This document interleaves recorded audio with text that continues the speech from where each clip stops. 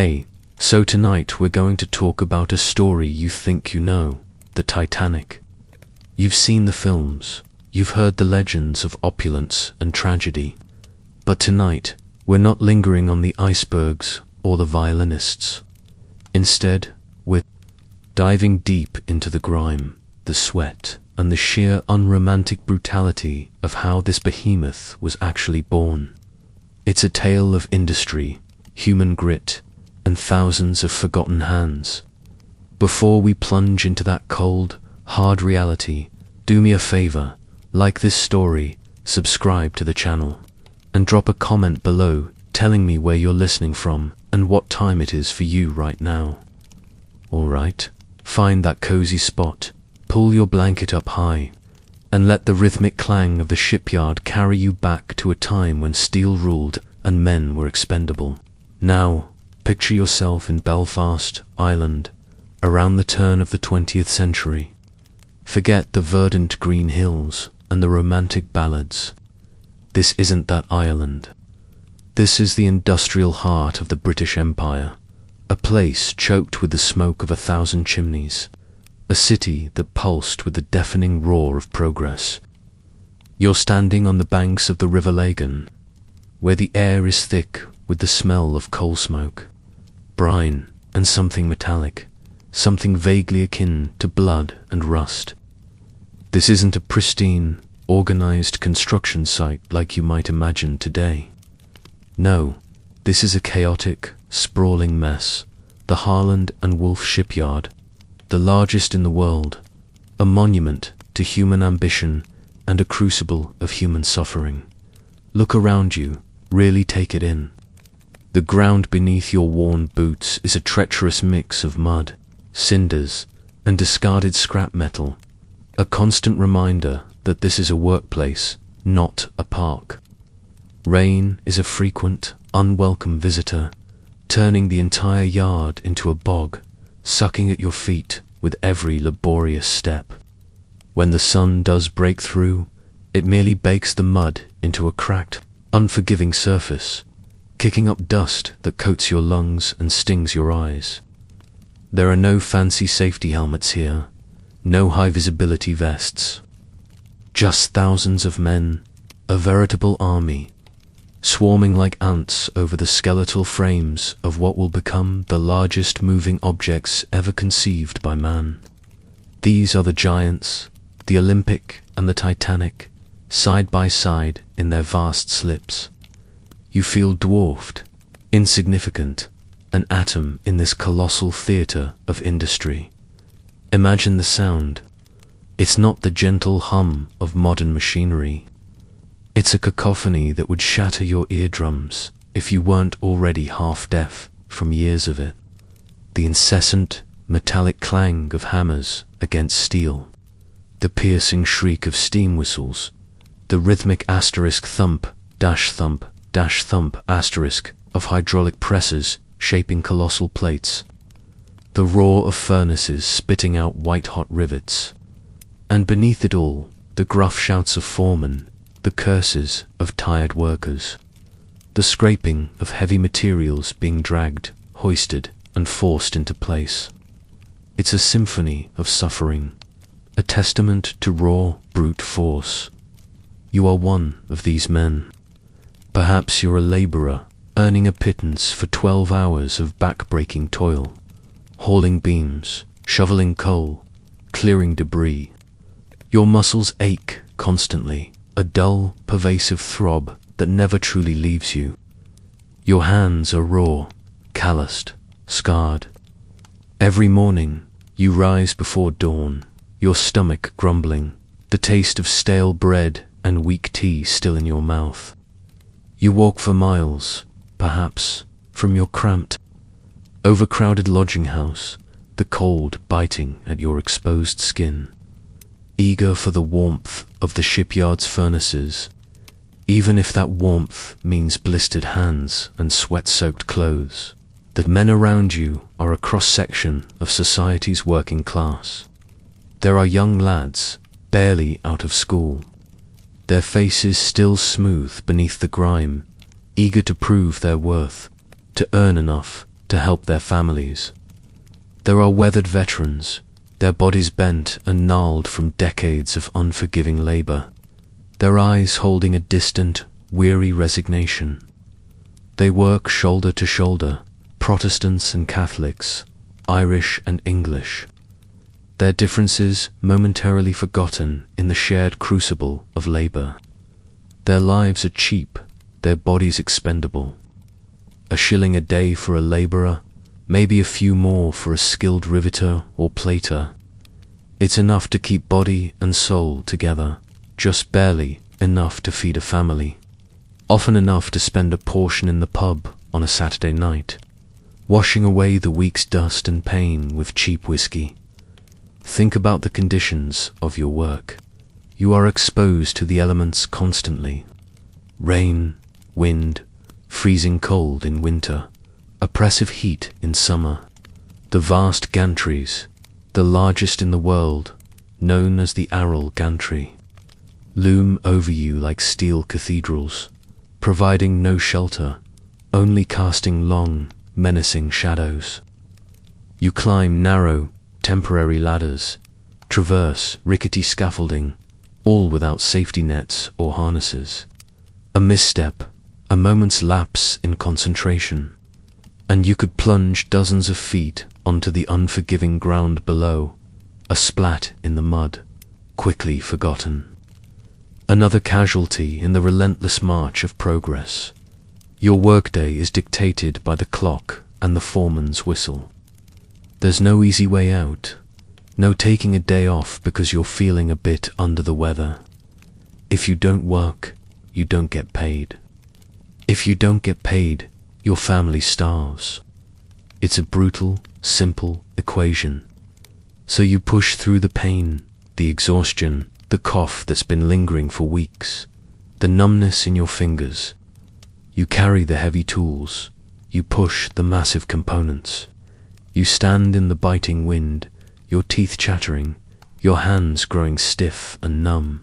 The very air you breathe is toxic. Fine particles of steel dust coat everything, settling in your lungs, contributing to the persistent cough that afflicts almost every man in the yard. The smoke from the furnaces, the steam from the engines, the fumes from the paint, all combine into a noxious cocktail that slowly, inexorably, grinds down your health. You know men who've died of shipyard lung, their bodies wasted, their breath ragged, unable to escape the slow poison of their trade. But what choice do you have? This is your life. This is how you feed your children. And in the midst of this controlled chaos, amidst the grime and the danger, you begin to see it taking shape.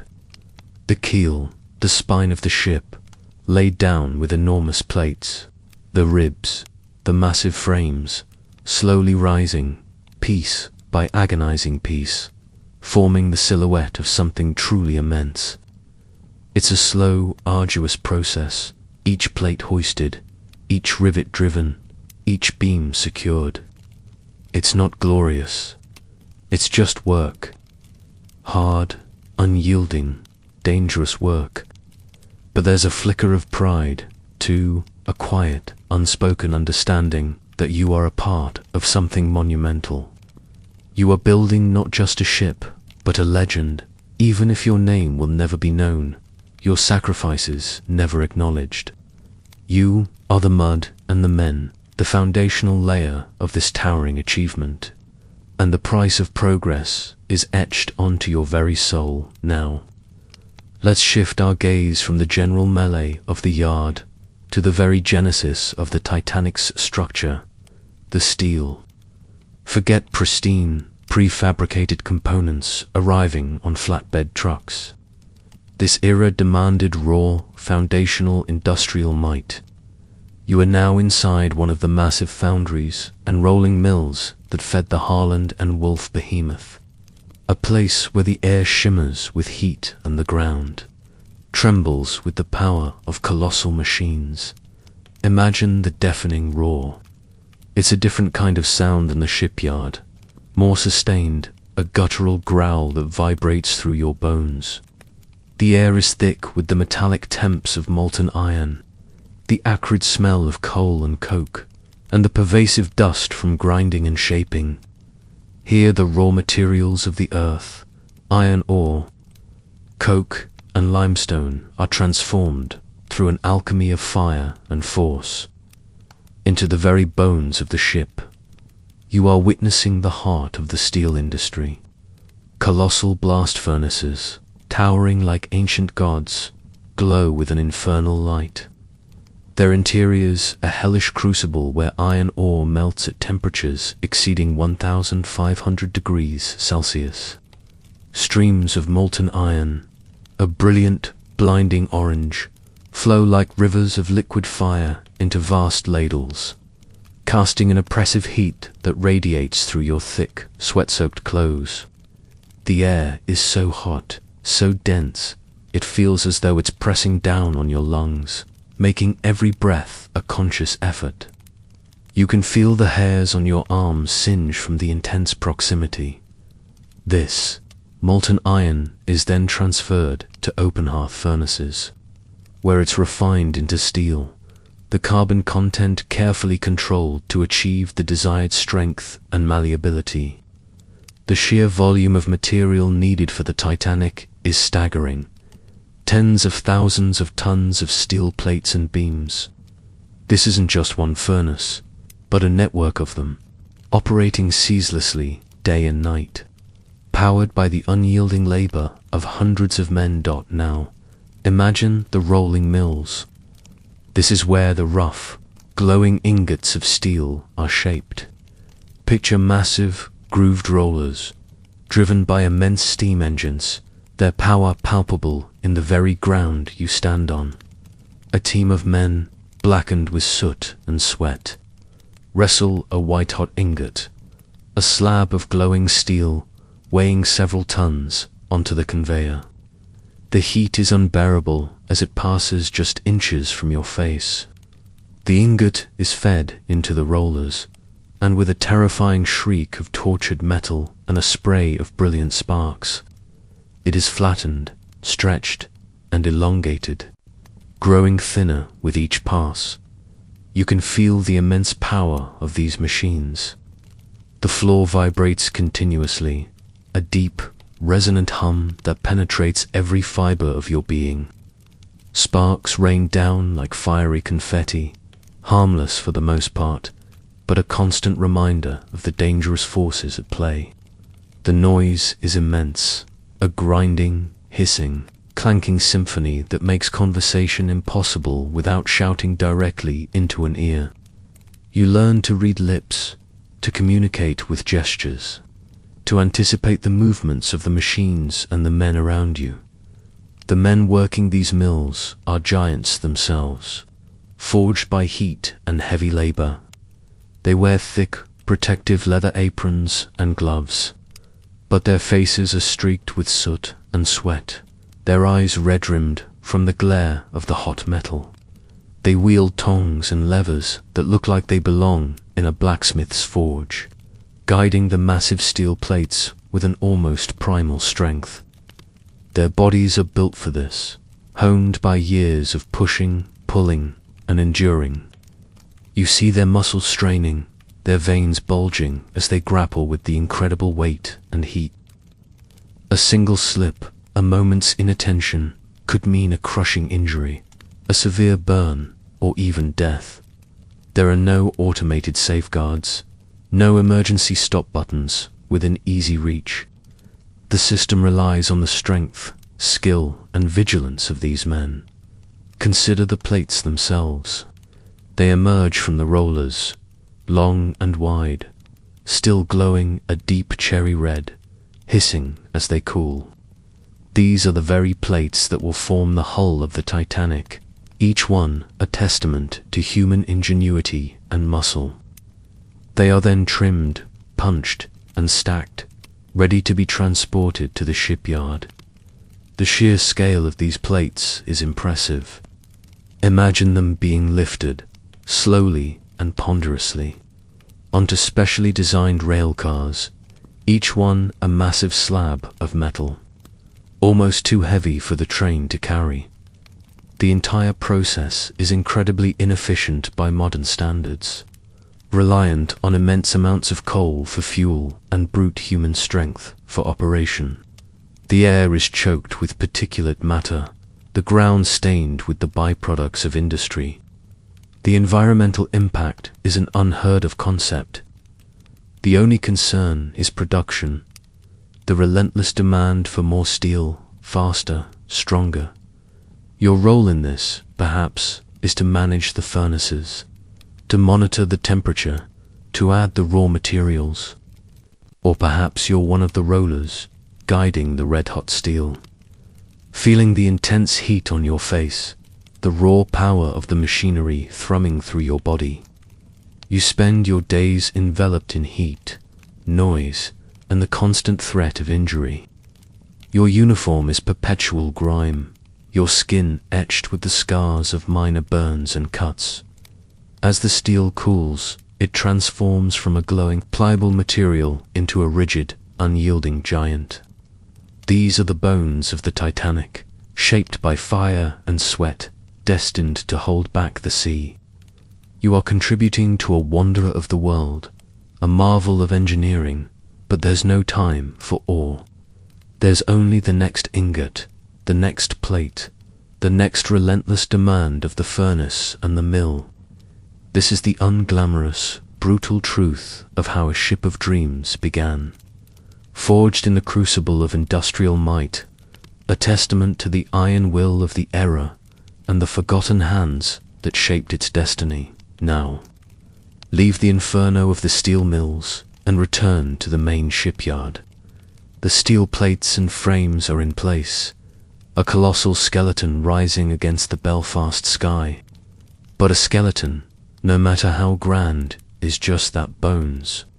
To give it form, to make it a vessel that can withstand the crushing forces of the North Atlantic, it needs skin. And that skin, my friend, is riveted into place, hundreds of thousands of times over, in a process so loud, so dangerous, and so utterly relentless. It makes modern construction sites look like quiet libraries. You are about to enter the heart of the shipyard's cacophony, the riveting gangs. Imagine standing directly beneath the Titanic, or rather, what will become its hull. The ship is still on the slipway, a vast, looming presence. You are surrounded by noise, a percussive, metallic assault that vibrates through your chest. This isn't just loud. It's a physical force, a constant, concussive hammering that penetrates every fiber of your being. This is the sound of thousands of rivets being driven home, the very heartbeat of the shipyard. A riveting gang typically consisted of 4 men: the heater boy, the catcher, the holder-up, and the riveter. Let's walk you through their brutal ballet. First, the heater boy, often a young lad, no more than 14 or 15, barely strong enough to hold the tongs, but quick on his feet. His station is at a portable coke-fired furnace, a glowing ember of hellish heat. His job is to pluck rivets, small, cylindrical pieces of steel from a pile, and using his tongs place them into the heart of the furnace. He watches them intently, waiting for them to reach a specific cherry-red heat. Too cold, and they won't form properly. Too hot, and they'll be brittle. It's a precise, dangerous task, with molten metal occasionally spitting back, threatening to burn his young, exposed skin. He works in a perpetual state of heat, smoke, and nervous anticipation as soon as a rivet glows with the perfect fiery intensity. The heater boy grabs it with his tongs and, with surprising speed and accuracy, flings it across the open air.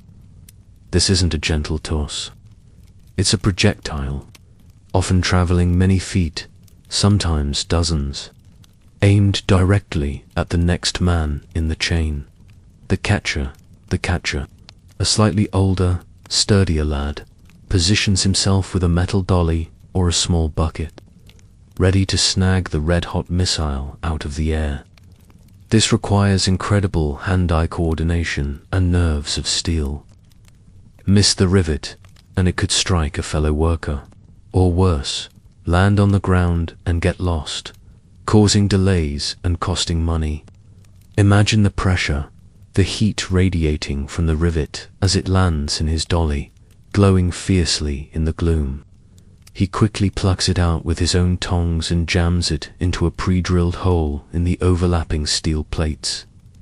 Now, the holder-up takes over. This man, strong and stoic, positions himself on the opposite side of the plates. He places a heavy pneumatic dolly or a substantial steel bar against the head of the rivet, holding it firmly in place against the immense force that's about to be applied. He has to hold it steady, absolutely steady, through the violent shuddering that's coming. His arms ache, his body vibrates with the constant impact, and his ears ring with the endless din. Finally, the riveter. This is the muscle, the power, the man wielding the pneumatic riveting gun. This tool, a marvel of turn-of-a-century engineering, is a heavy, cumbersome beast. It weighs upwards of 30 to 40 pounds, and when activated, it hammers the rivet with thousands of blows per minute, shaping the glowing shank into a second head, permanently binding the two steel plates together. The sound it produces is ear-splitting, a rapid-fire asterisk THWACK dash THWACK dash THWACK asterisk that echoes off the vast steel cavern of the hull. It sends vibrations through the entire structure, through your very bones. The air fills with the smell of hot metal and the fine metallic dust kicked up by the hammering. The riveter holds this vibrating, bone-shaking gun for hours on end, his arms and shoulders burning with the effort. He has to maintain perfect pressure, perfect angle, ensuring a tight, strong bond. If the rivet isn't properly formed, if it's loose or weak, it has to be cut out, a process itself of intense, loud labor, and replaced. This constant, repetitive strain leads to a litany of ailments. Riveter's palsy, a severe vibration-induced nerve damage, deafness, torn muscles, chronic joint pain. These gangs work in impossibly tight spaces, often high up on scaffolding, sometimes deep within the double bottom of the hull, in cramped, poorly lit conditions. The light provided by gas lamps or primitive electric bulbs barely penetrates the gloom, casting long, dancing shadows that make their already dangerous work even more perilous. They breathe air thick with smoke, dust, and the lingering scent of hot metal. Thousands of these rivets, approximately 3 million in the Titanic, were hammered into place, each one requiring this precise, dangerous dance of 4 men. 3 million times this process was repeated, rivet after rivet, day after day, week after week, month after month. It's an unimaginable scale of repetitive, brutal labor. Imagine the sheer monotony, the relentless nature of it.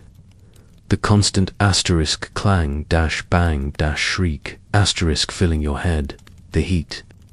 The constant awareness of danger. You might be the holder. Your arms burning, feeling the bone-jarring impact of the riveter's gun. Your muscles screaming in protest. Or perhaps you're the riveter, your hands numb from the vibrations, your body a living conduit for the power of the machine, your mind a haze of concentration and fatigue. Every rivet driven is a tiny victory, a small step towards the completion of this monumental vessel. But there's no celebration, no recognition, just the next rivet, and the next, and the next. This is the hidden truth behind the Titanic's gleaming hull.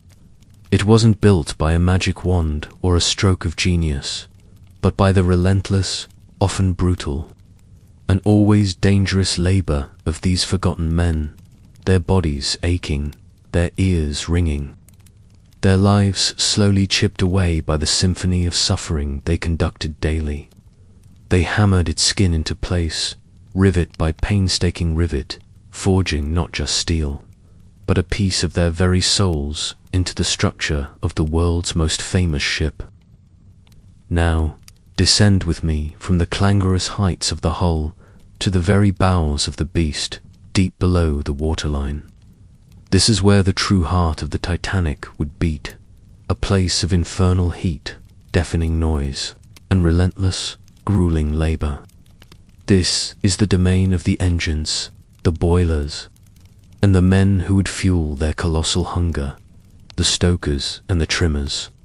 Forget the grand staircases and the glittering ballrooms for a moment. You are now entering the engine room and, more importantly, the boiler rooms, the dark, fiery core of the Titanic. Imagine the temperature. Even on a cool Belfast day, down here, it's a living hell. The air is stifling, thick with the smell of hot metal, burning coal, and human sweat. Huge, cylindrical boilers, 29 of them in total, loom around you like monstrous sleeping giants, their surfaces radiating an intense, oppressive heat. These are the furnaces that will power the Titanic, and they demand an insatiable appetite for coal. You are one of the stokers or trimmers. Your uniform is perpetual grime, coal, dust, soot, and sweat clinging to your skin, seeping into every pore. Your face is blackened, your eyes red-rimmed from the heat and the constant presence of dust. Your muscles ache, not just from the immediate exertion, but from a pervasive, chronic fatigue that settles deep in your bones. Let's start with the trimmers. Your job is perhaps the most physically brutal. You are deep within the coal bunkers, vast, cavernous spaces that hold thousands of tons of coal. The ship is designed with a system of gravity-fed chutes, but nothing is ever that simple. Coal, especially during a voyage, shifts, compacts, and jams. Your task is to shovel this dense, unforgiving mass of coal from the bunkers, through the grates, and onto the platforms in front of the boiler furnaces, ready for the stokers. This isn't a leisurely task. It's a constant battle against gravity and sheer volume. You work in near-total darkness, illuminated only by the faint glow filtering in from the boiler rooms and the occasional swing of a primitive lantern. The air is thick with coal dust, so fine it gets everywhere, in your hair, your mouth, your lungs. Every breath feels gritty. You hack and cough constantly, spitting up black phlegm. Your shovel scrapes and grates against the bunker walls. The rhythmic asterisk clink, dash, clunk, asterisk, a monotonous soundtrack to your endless toil. The coal is heavy, sharp-edged, unforgiving. You bruise easily, your hands are raw, and your back screams in protest with every swing of the shovel. The dust irritates your eyes, making them water and sting.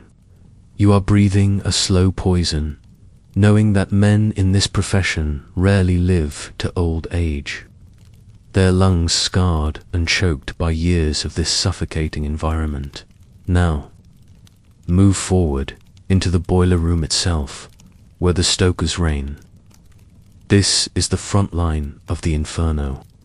Before you, a long row of furnaces, their heavy iron doors glowing red-hot. When a stoker heaves one open, a blinding flash of white-hot fire erupts, radiating a furnace blast of heat that literally shrivels the air in your lungs. You immediately recoil, shielding your face, but you must lean in, must feed the beast Dot with a long, heavy shovel. You scoop up the coal, sometimes 10 or 15 pounds at a time, and heave it into the roaring mouth of the furnace. This isn't just about throwing coal in. It's a skilled art, You have to distribute it evenly across the firebed, ensuring an efficient burn. Too much in one spot, and you choke the flame. Too little, and you lose steam pressure. You learn the rhythm, the precise arc of your throw, the subtle variations in the fire's roar. Each boiler has its own personality, its own hunger. You are surrounded by the clang of metal, the hiss of steam, and the guttural roar of the furnaces. The air is a constant blast furnace. Sweat streams down your face and body, plastering your clothes to your skin. You are drenched perpetually, your body shedding liters of fluid every shift. Water is a precious commodity, quickly consumed, never enough to truly quench the deep, pervasive thirst. The work is relentless, a continuous cycle of shoveling, feeding, and raking. Ash and clinker, the waste products of combustion, build up on the grates. With long, heavy rakes, you must pull these glowing embers out, a shower of sparks and heat accompanying each pull. This adds another layer of heat, another cloud of dust, another dangerous task to your unending routine. The ash, still glowing, is dumped into troughs of water, creating clouds of acrid steam and a loud, hissing sizzle. The noise is incredible. The roar of the furnaces, the hiss of steam escaping valves, the clang of tools, the shouts of the firemen, the rhythmic shudder of the immense reciprocating engines just beyond your view, all combine into a symphony of industrial power that batters your ears and shakes your very being. Communication is mostly through gestures, short, barked commands over the din. These men, the stokers and trimmers, are the unsung heroes, the muscle and sinew of the Titanic's journey. Their lives are defined by this inferno, their days a blur of coal, heat, and exhausting labor. They work in shifts, perhaps 4 hours on, 8 hours off, but even in their off time, the heat and grime linger. Sleep, when it comes, is in cramped, sweltering quarters, often still vibrating with the ship's engines. Imagine the constant danger. Boiler explosions were not uncommon in this era. A momentary lapse in pressure, a fault in a valve, a weakness in the steel, and this inferno could erupt, spraying scalding steam and molten metal. Burns are common, often severe. Fingers are crushed by heavy tools, backs are strained, and lungs are irrevocably damaged. Their average life expectancy is significantly shorter than other professions, their bodies simply worn out by the ceaseless demands of the furnace. This is the grim reality, behind the glamour of the Titanic. This is the raw power, the brutal human cost that propelled the ship across the ocean. While the passengers enjoyed their lavish dinners and danced in glittering ballrooms, hundreds of feet below them, in the dark, fiery heart of the ship, these men toiled, sweating, coughing, and pushing their bodies to the absolute limit, all to keep the illusion of speed and luxury alive. Their sweat, their blood, and their very lives were the fuel that drove the great ship. A truth far more profound and devastating than any iceberg now. Let's step up from the raw, exposed steel hull and the fiery depths of the engine rooms. The Titanic has taken shape.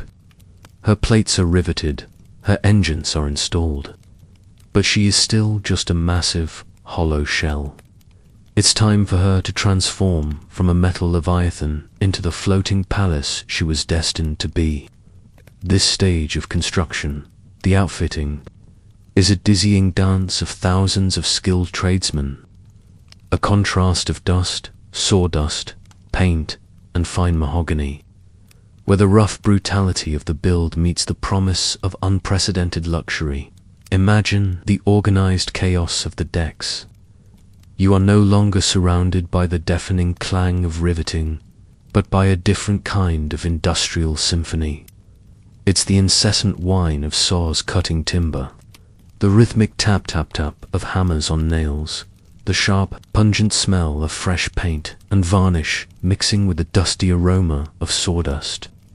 Carpenters, joiners, plumbers, electricians, plasterers, painters, upholsterers, and decorators, thousands of men, each with their specialized tools and trades, swarm over every inch of the ship, transforming bare steel into opulent interiors. Let's focus on the joiners and carpenters first. The Titanic's interiors were famous for their lavish use of wood, rich oak, polished mahogany, fine sycamore, and elegant satinwood. These aren't just decorative panels. They are structural elements, carefully crafted and fitted. You might be a joiner, your hands calloused but nimble, your eyes sharp, meticulously carving intricate moldings, fitting tongue and groove panels with precision.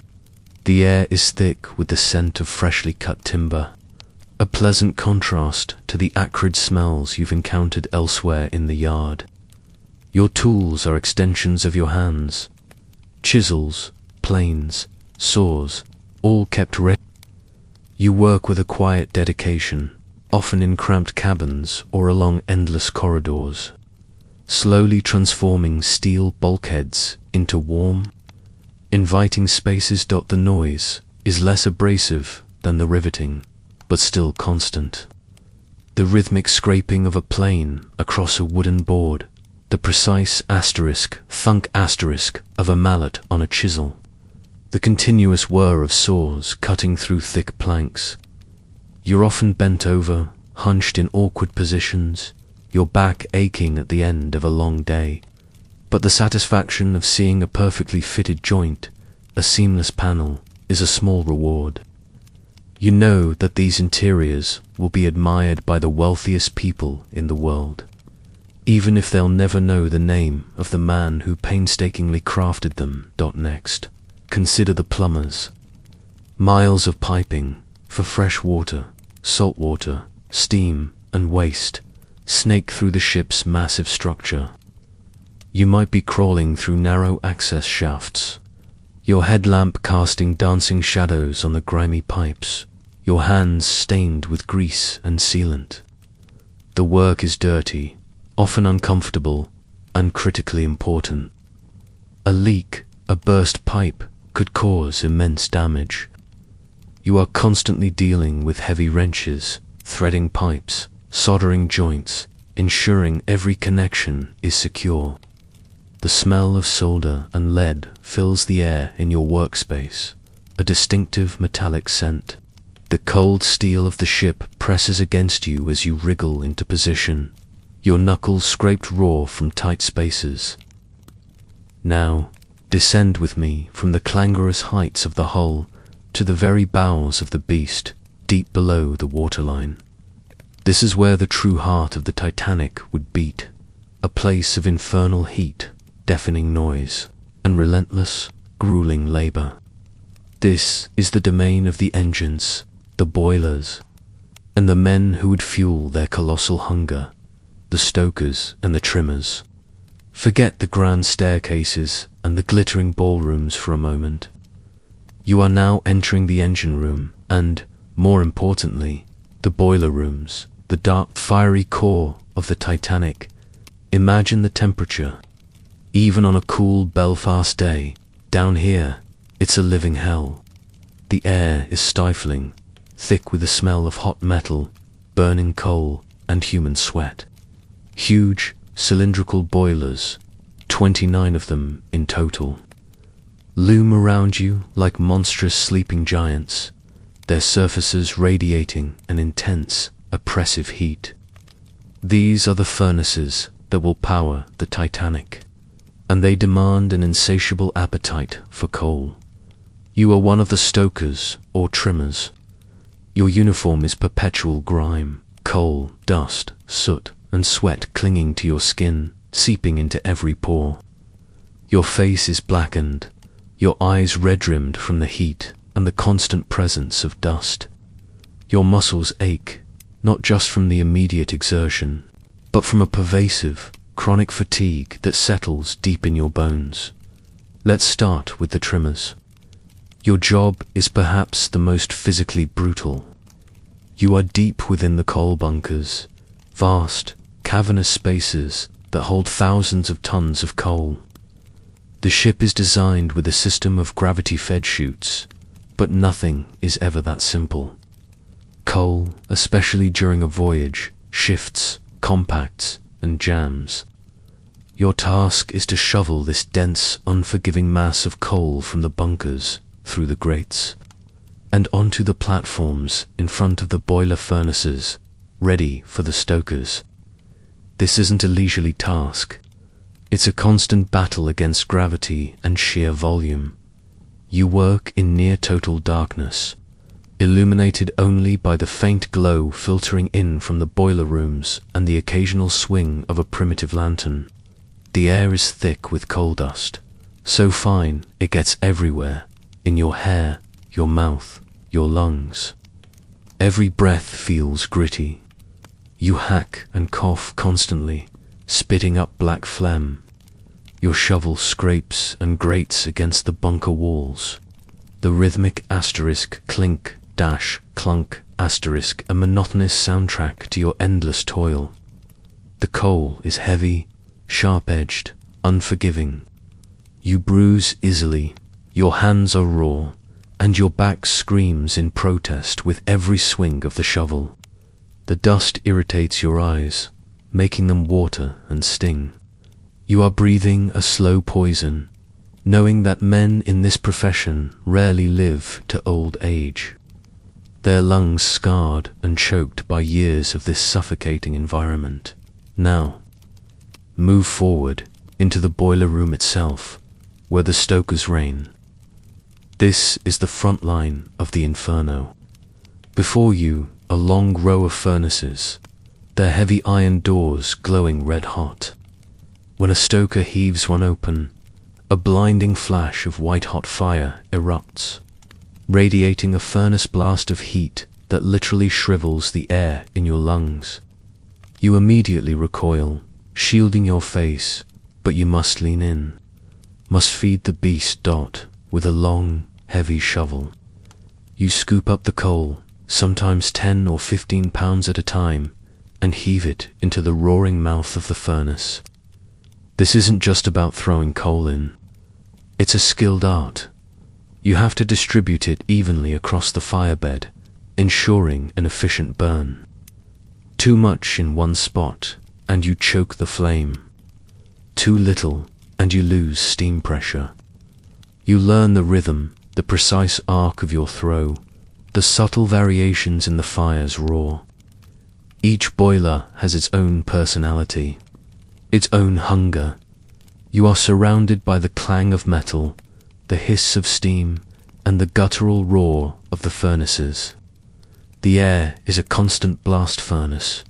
Sweat streams down your face and body, plastering your clothes to your skin. You are drenched perpetually, your body shedding liters of fluid every shift. Water is a precious commodity, quickly consumed, never enough to truly quench the deep, pervasive thirst. The work is relentless, a continuous cycle of shoveling, feeding, and raking. Ash and clinker, the waste products of combustion, build up on the grates.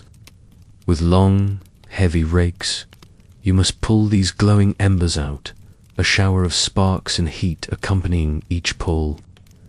This adds another layer of heat, another cloud of dust, another dangerous task to your unending routine. The ash, still glowing, is dumped into troughs of water, creating clouds of acrid steam and a loud, hissing sizzle. The noise is incredible. The roar of the furnaces, the hiss of steam escaping valves, the clang of tools, the shouts of the firemen, the rhythmic shudder of the immense reciprocating engines just beyond your view, all combine into a symphony of industrial power that batters your ears and shakes your very being. Communication is mostly through gestures, short, barked commands over the din. These men, the stokers and trimmers, are the unsung heroes, the muscle and sinew of the Titanic's journey. Their lives are defined by this inferno, their days a blur of coal, heat, and exhausting labor. They work in shifts, perhaps 4 hours on, 8 hours off, but even in their off time, the heat and grime linger. Sleep, when it comes, is in cramped, sweltering quarters, often still vibrating with the ship's engines. Imagine the constant danger. Boiler explosions were not uncommon in this era. A momentary lapse in pressure, a fault in a valve, a weakness in the steel, and this inferno could erupt, spraying scalding steam and molten metal. Burns are common, often severe. Fingers are crushed by heavy tools, backs are strained, and lungs are irrevocably damaged.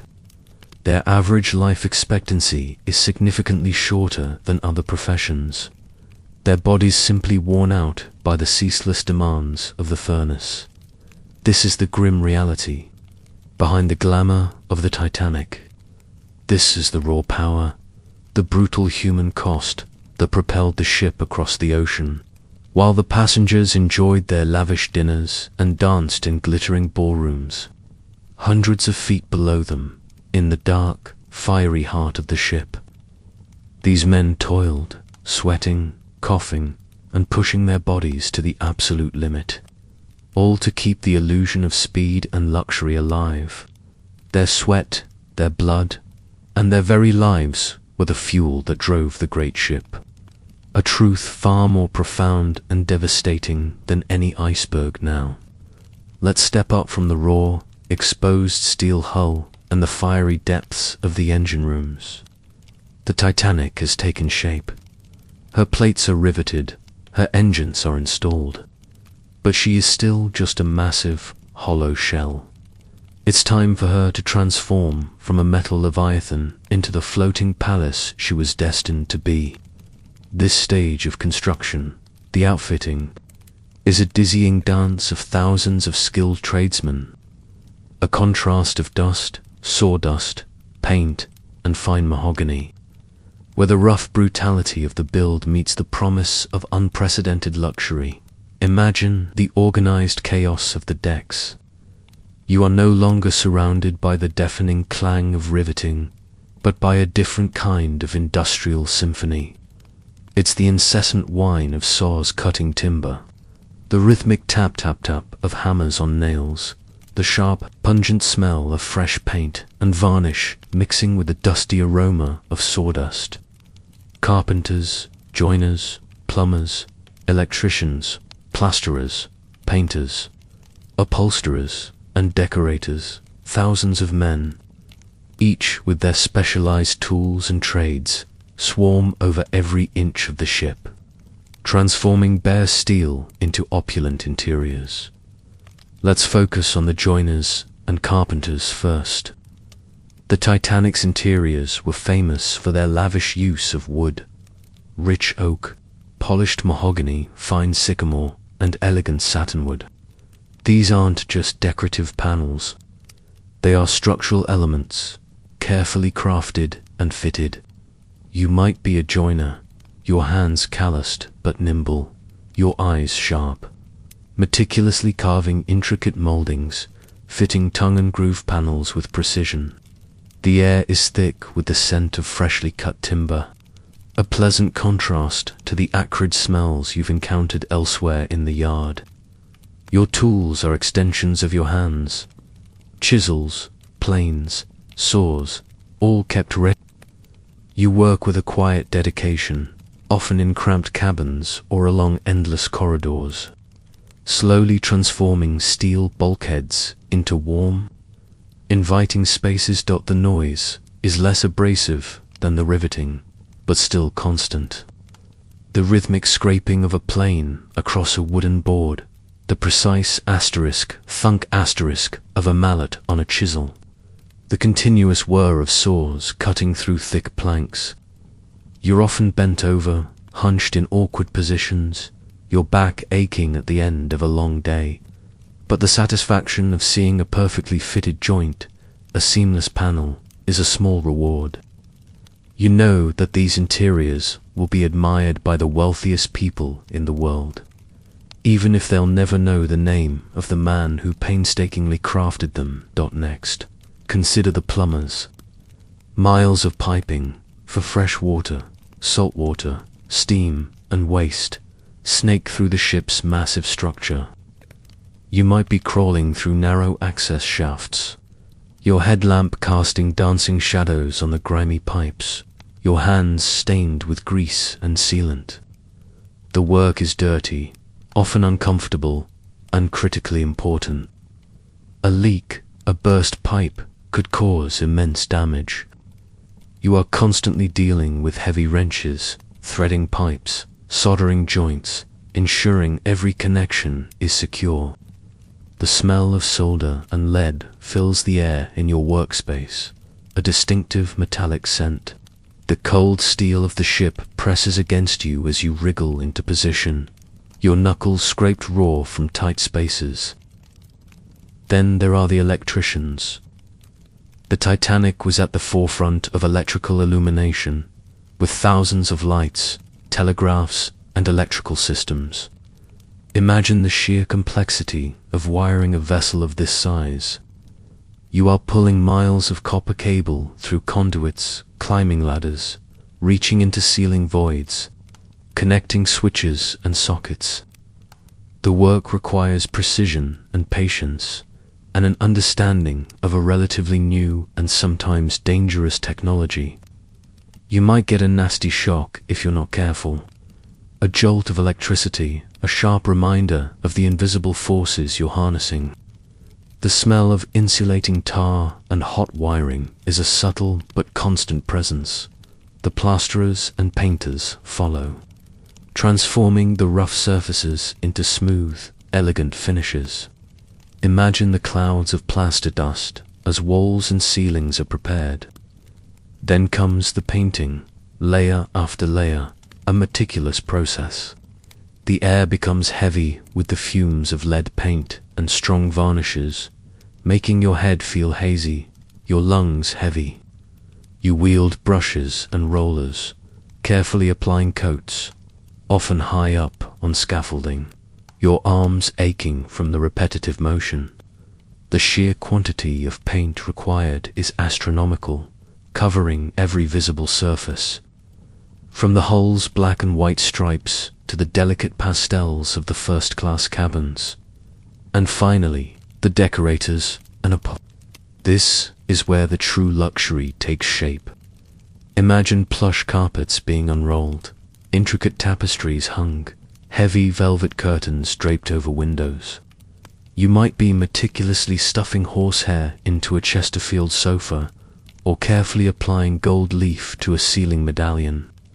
The smell of new fabric, fine wood, and leather begins to permeate the ship, replacing the raw industrial odors. These are the finishing touches, the details that transform a steel behemoth into a floating palace, designed to impress and delight. The deadlines are tight, the pressure immense. There are often night shifts, with acetylene lamps casting a harsh, flickering light on the work, pushing men to exhaustion.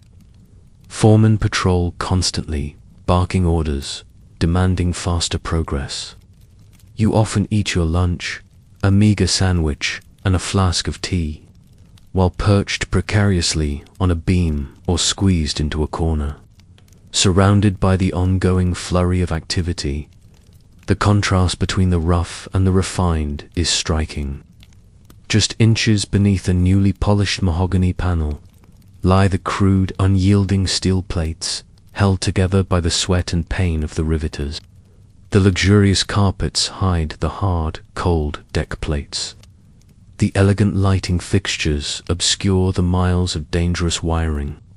This entire process is an illusion, a magnificent deception, turning the gritty reality of industrial construction into a dream of unparalleled luxury. You are one of these unseen artisans, your skill and labor contributing to the grandeur. Your work might be painstaking, your body might ache, your lungs might be filled with paint fumes or sawdust, but you are creating something beautiful, something awe-inspiring. You are building not just a ship, but a fantasy, a fleeting moment of splendor that will soon embark on its fateful journey. Its true construction story hidden beneath layers of paint, polish, and polite society. Now, let's peel back the veneer of progress and luxury and confront the brutal, undeniable truth of life in the Harland and Wolff shipyard. It was a place of immense danger, where accidents were not just common, but an expected, almost accepted, part of the daily grind. Forget modern safety regulations, hard hats, or warning signs. You are stepping into an era where a man's life was often considered cheap, and progress, at any cost, was the prevailing mantra. Imagine the sheer scale of the operation again.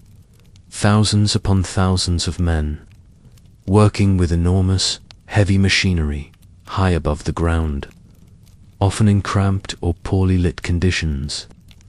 This isn't just about hard work. It's about constant vigilance, a razor's edge between success and a catastrophic injury. Every task, from the most mundane to the most complex, carried with it an inherent, ever-present risk. Let's talk about falling. The Titanic, with its immense height, meant working at dizzying elevations. Scaffolding, often hastily erected and made of rough timber planks, crisscrossed the hull like a spider web. You might be a riveter's helper, scrambling up a narrow, slick ladder with a bucket of bolts, or a painter, balancing precariously on a plank dozens of feet above the concrete. There were no safety harnesses, no nets to break a fall. A misplaced foot, a sudden gust of wind, a rotten plank, a moment of dizziness from the fumes or the heat, and you could plunge to your death. The sickening thud of a body hitting the ground was a sound almost every man in the yard would have heard at some point. It was a stark, brutal reminder of your own mortality, a chilling punctuation mark in the symphony of industrial noise. A body would be quickly covered, the work continuing around it, barely skipping a beat. The ambulance, if one was called, would carry away the broken form, and within hours, another man, eager for the meager wages, would step into the vacant role. It was a relentless cycle. Then there's the danger of heavy objects. Imagine the massive steel plates, weighing tons, being hoisted by primitive cranes, operated by men whose hands shook from cold or fatigue. A chain could snap, a cable could fray, a hook could slip. You might be beneath it, guiding it into place, and in an instant, a colossal sheet of steel could come crashing down, crushing anything or anyone in its path. Limbs were severed, bones were pulverized, lives were extinguished in the blink of an eye. The sounds of breaking timber, snapping metal, and desperate shouts were not uncommon. Consider the tools. The pneumatic, riveting guns, while revolutionary, were dangerous. They weighed a great deal, vibrated violently, and could easily slip, crushing fingers or cracking bones.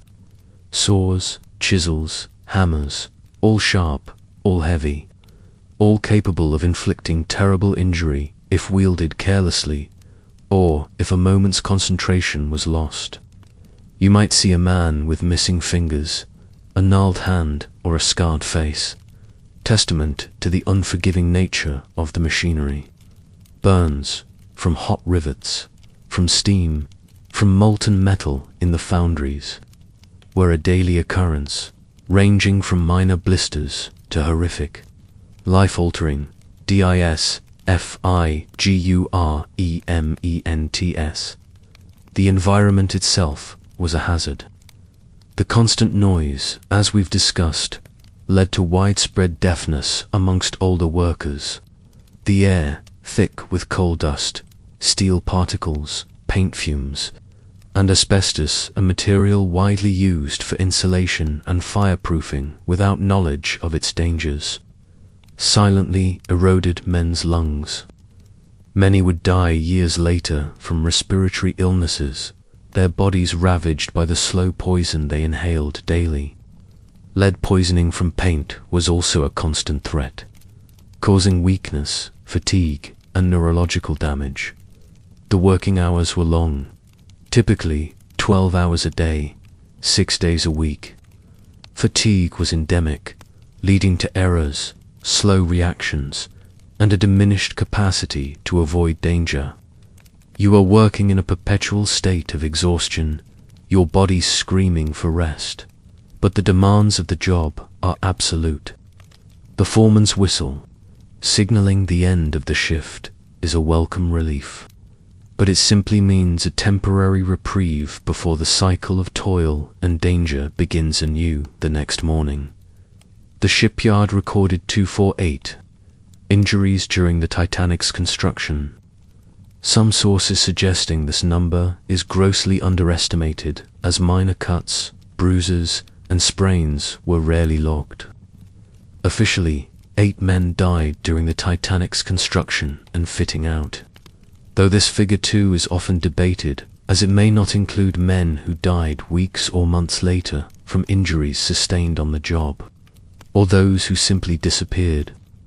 These men had names: Samuel Joseph Scott, James Dobbins, William Love, Robert Murphy, William Clark, Patrick Connolly, John Kelly, and an unnamed boy.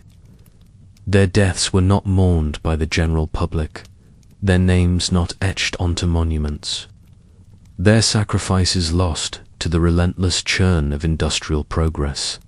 For these men, death or injury was not a distant possibility, but a tangible threat that loomed over every shift. They left their homes each morning not knowing if they would return whole or at all.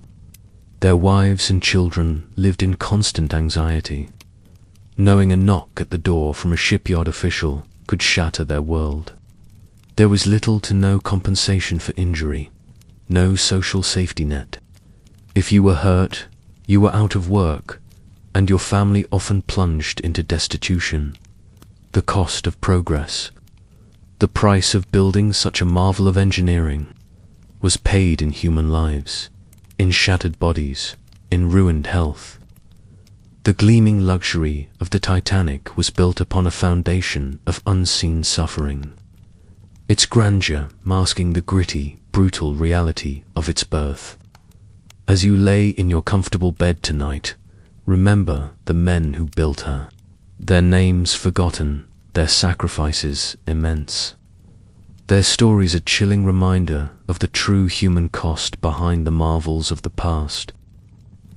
Now, after months and years of relentless, ear-splitting work, the Titanic stands as a colossal, hollow hull, a bare-bones leviathan ready for its grand unveiling. This isn't just another day at the shipyard. This is the day of the launch, an event of immense logistical complexity, profound danger, and a momentary pause in the ceaseless labor. Forget the graceful gliding of modern ships into the water. This was a spectacle of raw power and calculated risk. Imagine yourself among the thousands of spectators gathered in Belfast on May 31st, 1911. The air is electric with anticipation. You've seen this ship grow, inch by painful inch, from a keel plate to this towering steel mountain. The slipway, which has been its home for over 2 years, is now slicked with tons of tallow, soft soap, and train oil, a greasy, foul-smelling concoction designed to lubricate its passage into the Lagan River. The smell hangs heavy in the air, mixing with the ever-present coal smoke. This isn't a bottle of champagne against the bow. No, the Harland and Wolff tradition was simply to launch the ship with a plain ceremony. relying on its inherent grandeur to impress. But beneath the surface of this public display, inside the hull and around the slipway, a far more dangerous and intricate operation is unfolding, meticulously planned and executed by hundreds of experienced men. Think of the sheer weight. The Titanic, even without its engines, masts, and interior fittings, weighs over 24,000 tons. Moving that much mass, under control, down a ramp and into the water, is an engineering feat of astounding proportions. The process begins with the dogshores, massive wooden timbers that have held the ship in place, preventing its premature slide. With a sharp crack of mallets and a few final shouts, these dogshores are struck away, one by one. You hear the deep asterisk thunk asterisk as each timber falls, sending a tremor through the ground. Then come the hydraulic triggers. These aren't small buttons. They are enormous, powerful machines that, with a controlled release of pressure, finally allow the colossal weight of the ship to begin its descent.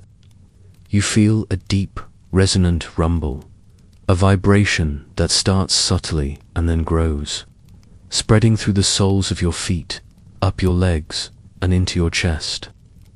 It's the sound of thousands of tons of steel beginning to move. The ship, slowly at first, almost imperceptibly, begins to slide. You hear a grinding, groaning sound, the immense friction of metal on tallow. The crowd, which was murmuring moments before, now erupts into a cheer, a collective gasp of awe and relief. But for the men in charge, and for those still working on the ship, this is the most perilous moment. You might be one of the launchmen, positioned at strategic points, watching the ship's slow, deliberate movement. Your heart pounds in your chest. The ship picks up speed, faster and faster, a blurring mass of steel. Plumes of spray and grease erupt from beneath its hull, shooting outwards from the slipway, coating everything nearby in a foul, oily film. The air is suddenly charged with immense energy, a palpable sense of power unleashed. The real danger, however, lies in controlling this immense momentum. As the stern hits the water, a gigantic wave is thrown up, a wall of churning foam and spray that drenches the lower decks of the ship and anyone too close on the riverbank. This isn't a gentle splash. It's a force of nature. But the ship doesn't just stop there. Its momentum carries it far out into the channel, threatening to smash into the opposite bank or collide with other vessels. This is where the massive drag chains come into play. Hundreds of tons of heavy chains are laid out at the end of the slipway, designed to slow and stop the ship. As the Titanic slides off the ways, it drags these chains with it, each link clanging and scraping, kicking up massive clouds of dust and debris. The noise is incredible, a deafening roar of metal on metal, a sound that vibrates through your bones and makes your teeth ache. The chains coil and uncoil, creating unpredictable patterns, a deadly trap for anyone caught too close. You watch with bated breath as the ship finally enters the river, a colossal beast finding its element. The drag chains do their work, slowly but surely bringing the immense vessel to a halt in the middle of the lagoon. A sigh of collective relief sweeps through the crowd and, more importantly, through the hundreds of men who orchestrated this perilous dance. It's a success. No major incidents, no catastrophic failures. The engineers and naval architects exchange handshakes, the tension visibly draining from their faces. But for the thousands of workers, the celebration is short. The launch is merely the end of one phase and the immediate beginning of the next, the fitting out. Almost immediately, the ship is towed to the giant outfitting basin, where cranes and scaffolding are already waiting to swarm it again. The moment the ship is safely moored, gangs of men are back on board, scaling its sides, beginning the laborious process of installing its engines, masts, funnels, and countless interior fittings. The launch, while spectacular, is merely a transition. For you, the worker, it means a change of scenery, perhaps, but not a change of pace. The relentless demands of deadlines, the grueling hours, the pervasive dangers, all these continue. The Titanic, now afloat, is still far from complete. It's a moment of wonder for the public, but for the men who built it, it's just another step in the unending, often brutal, process of bringing a dream to life. A dream built on sweat, calculation, and immense risk. Now that the Titanic is afloat and being outfitted, let's talk about that infamous claim, unsinkable. You've heard it, seen it in the films, believed it perhaps, as a testament to hubris preceding a fall. But the boring truth behind this myth reveals less about a boastful pronouncement and more about the practical, pragmatic engineering choices of the era, choices that, while cutting edge for their time, ultimately had inherent limitations. There was no grand, official declaration of unsinkability emblazoned on the shipyard gates. It was a marketing slogan, yes, but more importantly, a perception born from solid, albeit ultimately insufficient, engineering. Imagine you are one of the design engineers at Harland and Wolff, poring over the blueprints of the Olympic-class liners. Your task is to design not just the largest, but also the safest ships ever conceived. You're working with the best available technology and understanding of naval architecture of your time. What does safe mean in this context? It means a vessel that can survive accidents that would send other ships to the bottom. The core of the Titanic's perceived safety lay in its ingenious system of watertight compartments. Picture the ship's massive hull, stretching over 882 feet. Now, imagine it subdivided, vertically, by 15 transverse bulkheads, forming 16 separate compartments. These weren't just flimsy partitions. They were robust steel walls, extending from the bottom of the hull, known as the double bottom, all the way up to the E-deck, well above the waterline. The idea was simple and elegant.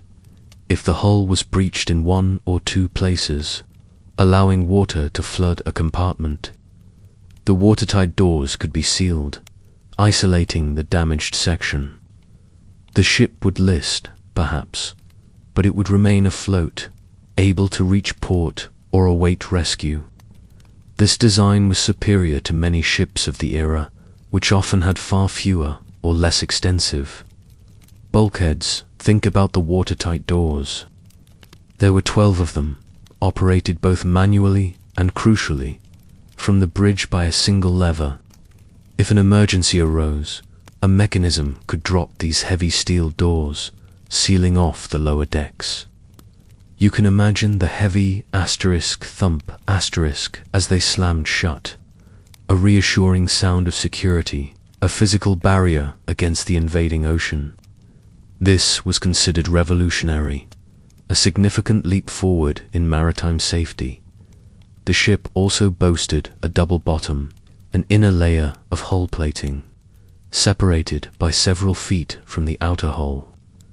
This meant that if the outer hull was pierced from below, say by striking a submerged object, the inner hull might remain intact, preventing a catastrophic breach. It was another layer of redundancy, another safety measure. So, from an engineering perspective, the Titanic was indeed remarkably safe, certainly for its time. It was designed to withstand a collision with another ship or damage from a single, localized impact. The calculations showed that it could remain afloat with any 2 of its 16 compartments flooded, or even 3 of the first 5, or all 4 of the aftmost compartments. This was a significant achievement, something that would lead people to describe it, perhaps informally and hyperbolically, as practically unsinkable or as safe as houses. This wasn't necessarily a boast of absolute invulnerability, but a reflection of its vastly superior design compared to anything that came before it. However, here's the boring, crucial detail that makes the unsinkable myth problematic. The bulkheads did asterisk, not asterisk, extend all the way up to the very top deck.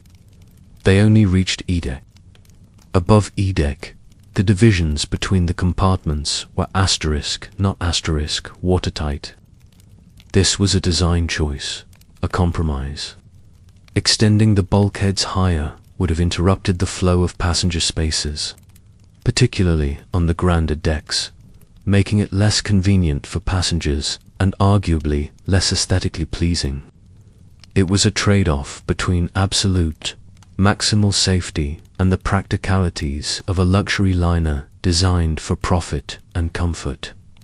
This compromise meant that if enough compartments were flooded, and the ship listed significantly, water could simply spill over the tops of the bulkheads, flowing from one watertight compartment to the next, like water overflowing a series of bathtubs.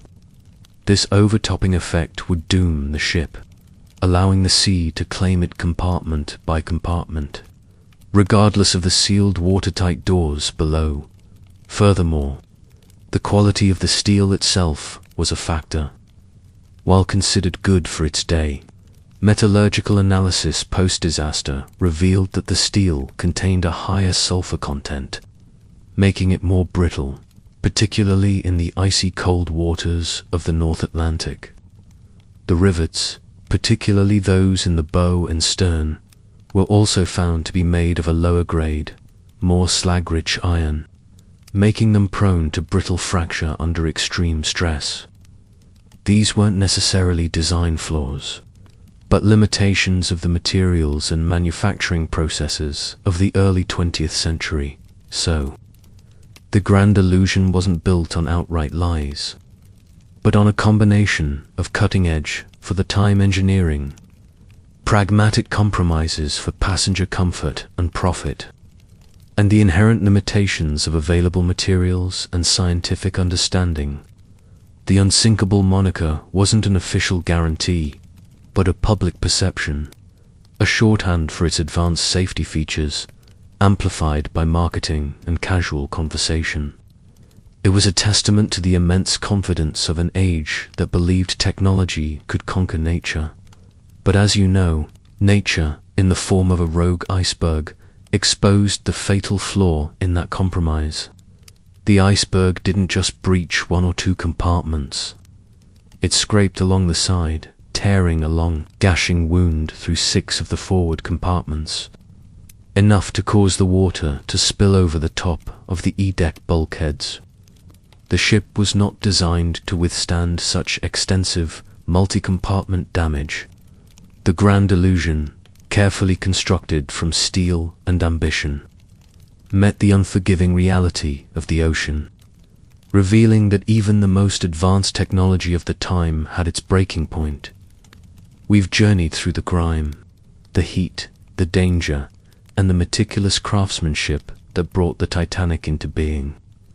Now, the ship is complete, moored at the outfitting wharf, her funnels proudly painted, her masts rigged, her interior a dazzling spectacle of Edwardian luxury.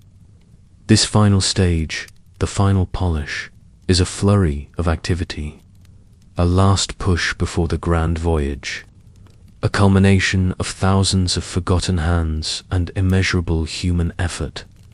Imagine the atmosphere in the weeks and days leading up to her departure from Belfast, then later Southampton. The heavy, industrial smells of the shipyard coal dust, hot metal, paint fumes, slowly give way to the more refined scents of new upholstery. Polished wood, fresh linen, and the faint aroma of cleaning agents. The raw edges of construction have been smoothed over, concealed beneath layers of plaster, paint, and fine timber. You are now one of the final army of workers, tasked with the ultimate preparation. Perhaps you are a cleaner, one of hundreds, scrubbing every inch of the ship, from the boiler rooms to the first-class staterooms. The sheer scale of cleaning is immense. Think of the acres of decks to be scoured, the miles of corridors to be swept, the thousands of windows to be polished. You're armed with buckets, brushes, and harsh soaps. Your hands raw and red from the constant exposure to water and chemicals. Every surface must gleam, every corner pristine, ready for the discerning eyes of the world's elite. The smell of disinfectant is everywhere, temporarily replacing the lingering industrial odors. Or perhaps you're part of the provisioning team. Imagine the organized chaos of loading supplies onto a ship of this size. Thousands of tons of food, drink, fuel, and luggage. Crates of champagne and fine wines, mountains of fresh produce. Sides of beef, barrels of oysters, loaves of bread, sacks of flour, all hoisted aboard, meticulously accounted for, and stowed in the appropriate holds and galleys. You're part of a human chain, passing heavy boxes, pushing carts, working against the clock to ensure every item is in its place. The smell of fresh food, of produce and baked goods, now mingles with the fading scent of new paint. It's a logistical marvel, a precursor to the intricate dance of the ship's service staff. The engineers are now busy with final checks and trials. The massive engines, which have been rumbling to life for sea trials, are being meticulously inspected, every valve, every piston, every gauge. The stokers and trimmers are back in the inferno below, bringing the boilers up to full pressure, their faces still grimed with coal dust, preparing for the long voyage. The smell of hot oil and steam is now dominant in the lower decks. A mechanical aroma. The ship's crew, numbering over 800, are also arriving, getting acquainted with their new home. From the captain down to the humblest steward, they navigate the labyrinthine corridors, learning their stations, preparing for the influx of passengers. You might glimpse a fresh-faced cabin boy, excited for his first grand voyage, or a seasoned deckhand, his face weathered by years at sea. As the final days tick down, the shipyard itself begins to transform. The Aral gantry, which has overshadowed the Titanic for years, is slowly dismantled, its colossal structure receding, leaving the ship exposed to the open sky for the first time. The cranes, which have hoisted tons of steel, are now used for smaller tasks, eventually pulling away. The constant industrial din slowly fades, replaced by the sounds of a living ship. The creak of timber, the whisper of wind through the rigging, the distant clang of a bell. The ship, once a sprawling construction site, is now a finished product, a magnificent artifact of human ambition. It stands as a testament to the thousands of anonymous men who built it, the laborers who moved the earth, the steel workers who tamed the fire, the riveters who hammered its skin, the engine room crews who breathed life into its heart, the carpenters who shaped its elegance, and the countless others who contributed their sweat, skill, and often their very lives. Their names are not recorded in history books. They won't be remembered for the luxury or the tragedy that followed. They were simply the workers, the forgotten hands of industry. Their lives were hard, their pay meager, their health often broken by the relentless demands of their trade. But without them, Without their grit, their endurance, and their daily sacrifice, the Titanic would have remained a mere blueprint, a dream unrealized as the great liner finally cast off its mooring, sliding gracefully away from the Belfast docks for its journey to Southampton. Then across the vast, indifferent ocean, it carried with it not just the dreams of its wealthy passengers, but the indelible imprint of thousands of working-class lives. It was a vessel built not just of steel and timber, but of human sweat, courage, and a silent, profound cost. And it is this boring, brutal truth of its making that ultimately makes the story of the Titanic far more meaningful and haunting than any romanticized legend of opulence or tragedy. And that, my friend, is the real story of how the Titanic was made.